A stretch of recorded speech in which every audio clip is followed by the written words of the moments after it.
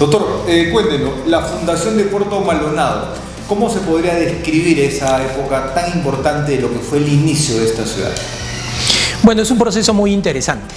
Para eso tendríamos que remontarnos a la llegada de Fitzcarrald el año 1897 a través del istmo que lleva su nombre.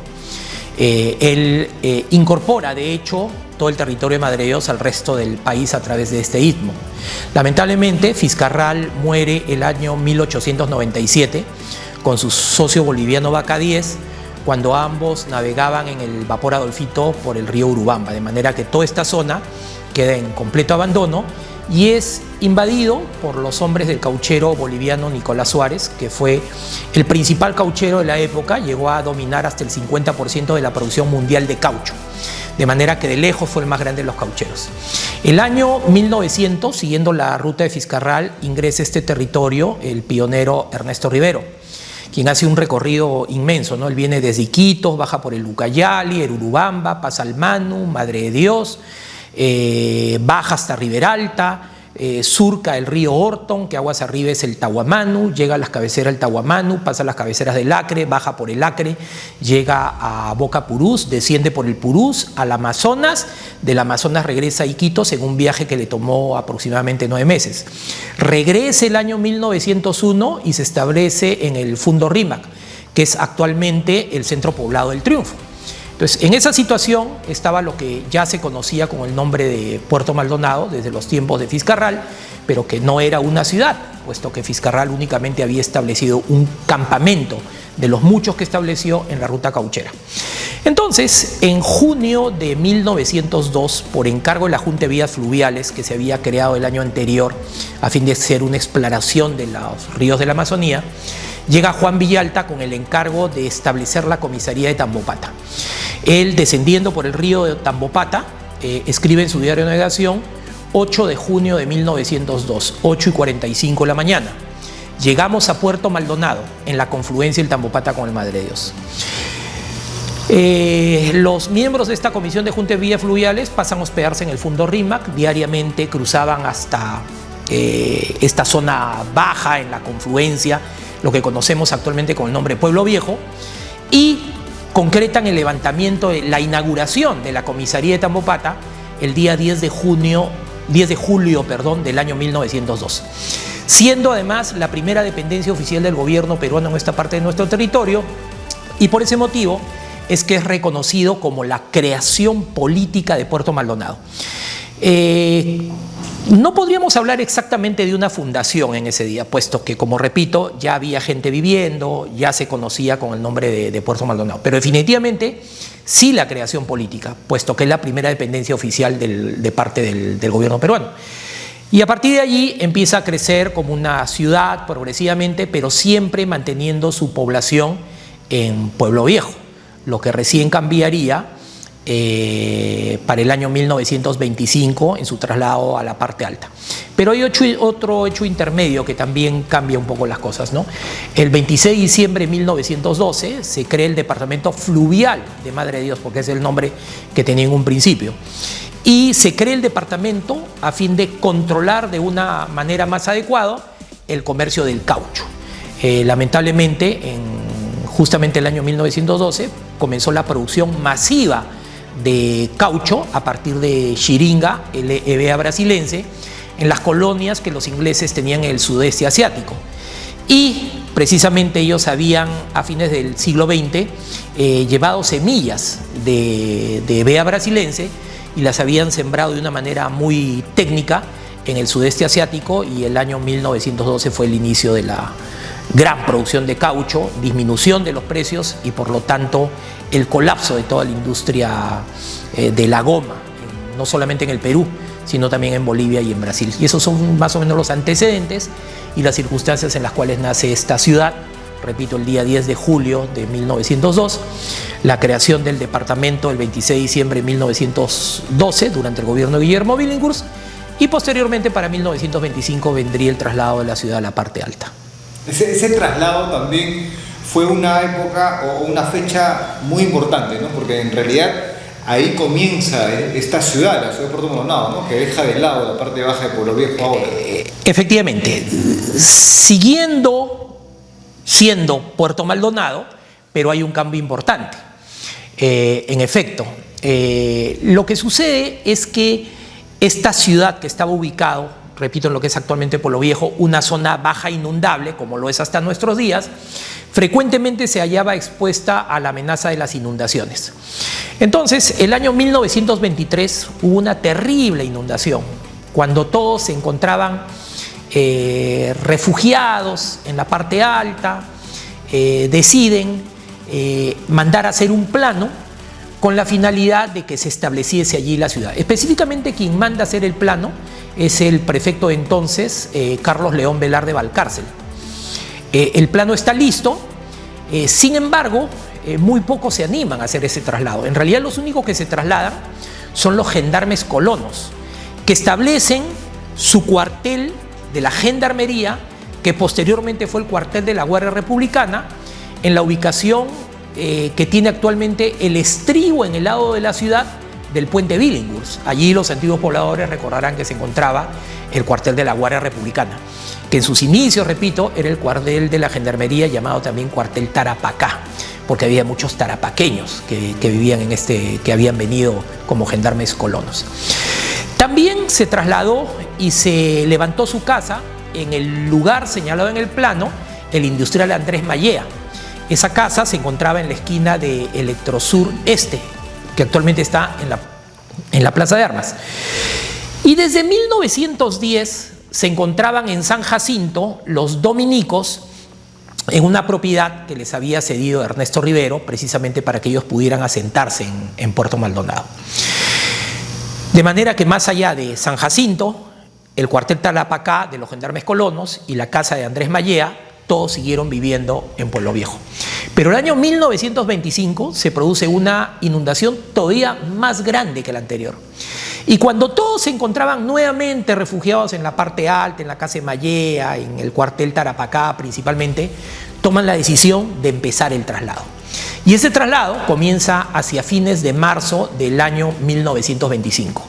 Y como decía Carlos León Velarde en su manifiesto al Departamento de Madre de Dios, que escribió el año 1930, en el mes de octubre, cuando deja su cargo prefectural, él escribía, ¿no?, que por pequeña que fuese la ciudad, desarmar todas las casas y edificios desde sus bases, trasladarlas a una posición que está más de 20 metros más arriba y volver a construirla, era un trabajo difícil por pequeño que fuese el pueblo. Sin embargo, él decía de una manera medio poética, lo relata en este manifiesto a Madre de Dios, decía que solamente resonaban los golpes de cuchillo, hacha, machete y azadón en los aires de aquellos días en Puerto Maldonado, como la fuerte canción del trabajo de un pueblo. Así lo relata de una manera muy bonita, muy poética. Y cuenta que finalmente, para julio de 1930, ya había concluido este traslado, salvo dos grandes edificios. Uno era el local del Colegio Santa Rosa, que se encontraba desde el año 1915 en Pueblo Viejo, y el otro era el Teatro González Prada, dos construcciones muy grandes. Por ese motivo son las únicas que no trasladan en ese momento, pero en los meses siguientes sí las llegarían a trasladar, de manera que en Pueblo Viejo no quedó absolutamente nada. Y escogen el aniversario del Perú para hacer esta inauguración. El día 28 de julio de 1925 se inaugura oficialmente, durante la gestión prefectural de Carlos León Velarde como prefecto del departamento, y cuando era presidente de la República Augusto B. Leguía. Y Carlos León Velarde dice en este manifiesto: dejo así a Puerto Maldonado en la mejorable condición que el gran progreso hará de ella mañana. Y han transcurrido 100 años de este importantísimo traslado, gracias a este diseño original de calles rectilíneas de 25 metros de ancho que se extienden hasta el horizonte, es que los ciudadanos de Puerto Maldonado en la actualidad todavía gozamos de muy buenas condiciones de transitabilidad. Cuando vienen turistas o visitantes de otras ciudades dicen, pero este tipo de calles no existen en su zona, en el damero donde se iniciaron las ciudades, no existen ni en Lima, ni en Arequipa, ni en Cusco, ni siquiera en ciudades amazónicas como Iquitos, Tarapoto, mucho más antiguas. Y es que esta ciudad fue diseñada con una visión verdaderamente hacia el futuro. Y debido a que otras autoridades, en su momento, el señor Ganduli en la década de 1960, la señora María Faki de Herrera, que también hubo una expansión importante durante su gobierno de alcaldía, siempre se siguió este diseño. Y ese es el motivo por el cual tenemos una ciudad tan bonita e interesante en nuestros días. ¿Cómo se va diseñando la plaza? Ese contexto, ¿no? De la plaza, sí, esa figura. Como la labor de traslado era muy complicada y difícil, pues se recurre a la colonia japonesa. Existían algunas colonias de extranjeros en el país en aquel tiempo. Había una colonia de españoles, importante durante el periodo cauchero, habían algunos ingleses también en aquel tiempo, pero la colonia extranjera más numerosa era por la colonia japonesa, quien con toda legitimidad también son pioneros de Madre de Dios porque estuvieron desde los primeros años y fueron un elemento muy importante en el traslado a la ciudad. Carlos León Velarde dice que esta colonia japonesa, que nunca negó su eficiente concurso para el progreso de Madre de Dios, a ellos justamente se les encarga el despeje y el delineado de calles en la Plaza de Armas.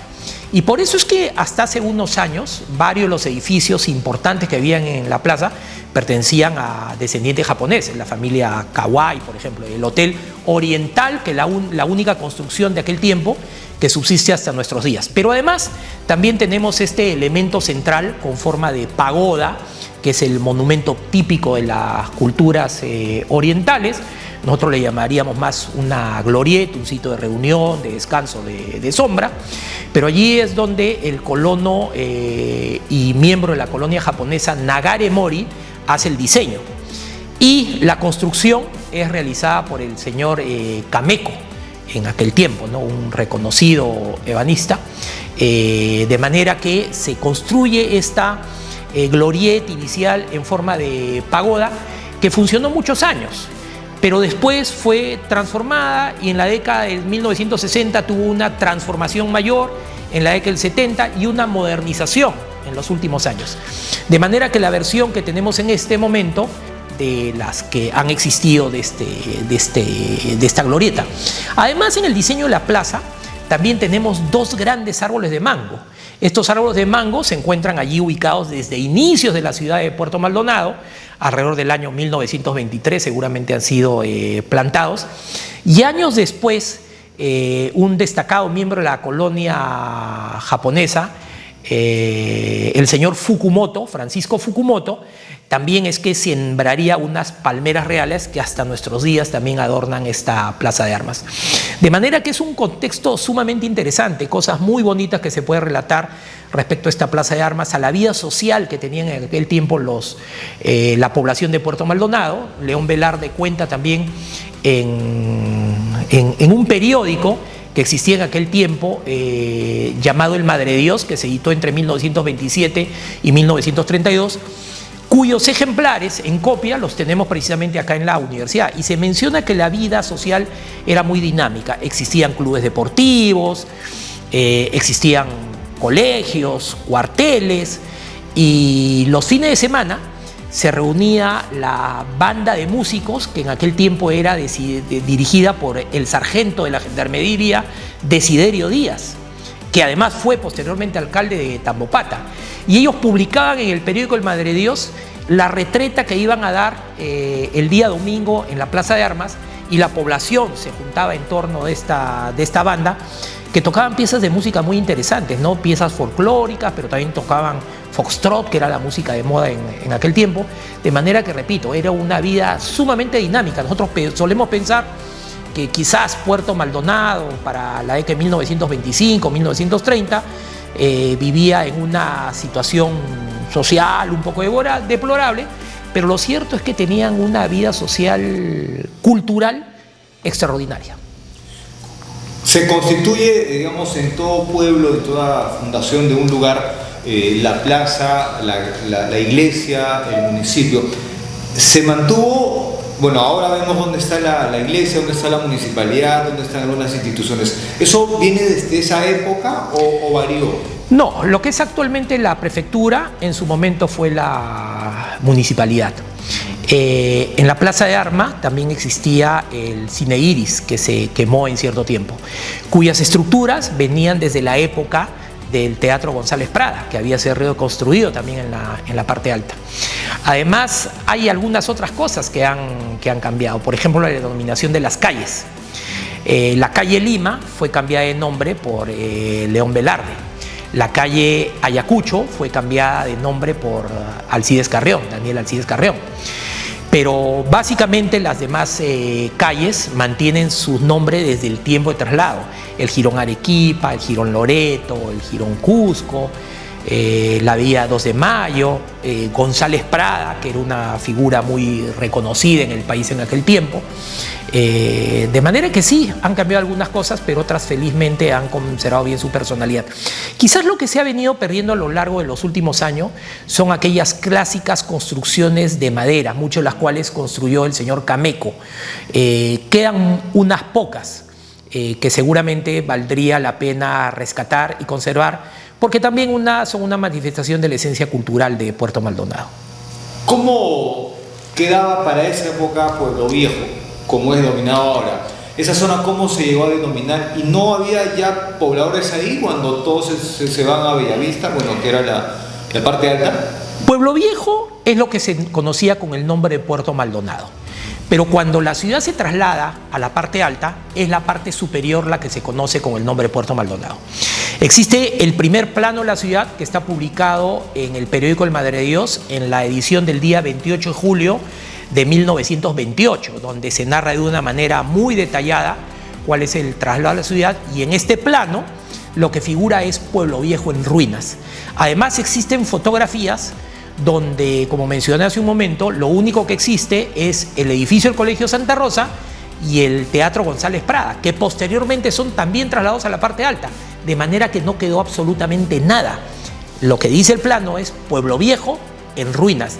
Se conservó un lugar destinado a que sea campo de tiro, que también lo precisa este plano.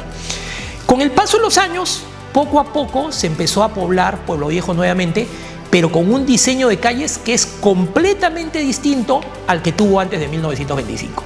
Antes de 1925 existía una calle Grau y una calle Bolognesi, que en la actualidad no existen. Son otro tipo de calles las que tiene otro diseño urbanístico totalmente diferente. Y el año 1960 hubo una inundación mucho mayor todavía que las anteriores. Fue la gran inundación del siglo. Y nuevamente Pueblo Viejo es completamente deshabitado por la amenaza de las inundaciones.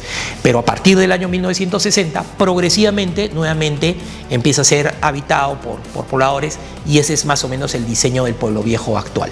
Bueno, doctor, entonces queda claro que la fundación literalmente no se adecúa, ¿no?, como tal, una fundación, porque ya existían pobladores, ya existía pobladores en el triunfo que es ahora, ¿no? Sí, efectivamente, pero no es que no se le pueda dar un valor de fundación, ¿no? Porque la creación política es un hecho real que, repito, implica la aparición de la primera autoridad formal del gobierno peruano, que es Juan Villalta.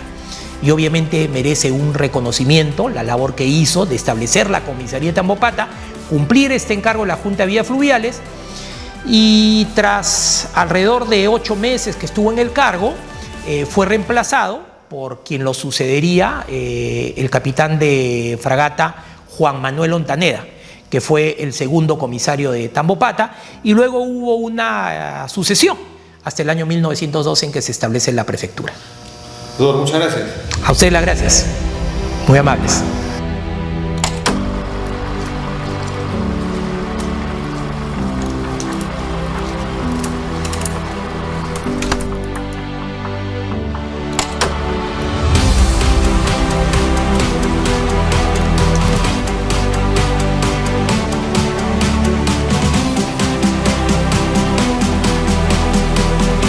Gobierno Regional de Madre de Dios.